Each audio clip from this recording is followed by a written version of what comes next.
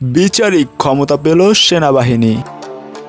প্রধান উপদেষ্টার কার্যালয়ে নতুন সচিব পান্না বিমানে নাসরিন। সরকারের কাছ থেকে 100 কোটি টাকা অনুমোদন নিয়ে জুলাই শহীদ ফাউন্ডেশনের কার্যক্রম শুরু হয়েছে বলে জানিয়েছেন অন্তর্বর্তী সরকারের ডাক ও টেলিযোগাযোগ উপদেষ্টা নাহিদ ইসলাম। তো বন্ধুরা, শুনছিলেন শিরোনাম, এবার বিস্তারিত। মেট্রোপলিটন ছাড়া সারা দেশে সেনাবাহিনীকে ম্যাজিস্ট্রেটিস ক্ষমতা দেওয়া হয়েছে।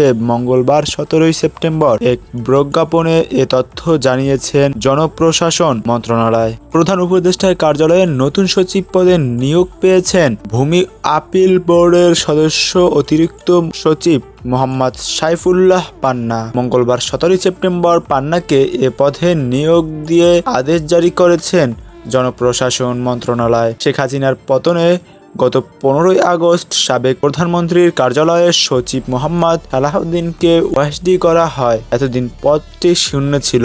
এদিকে প্রত্যেক প্রজ্ঞাপনে বেসামরিক বিমান পরিবহন ও পর্যটন মন্ত্রণালয়ের সচিবও নিয়োগ দিয়েছে সরকার। জনপ্রশাসন মন্ত্রণালয় বিশেষ ভারপ্রাপ্ত কর্মকর্তা অতিরিক্ত সচিব নাসরিন জাহানকে সচিব পদে নিয়োগ দেওয়া হয়েছে।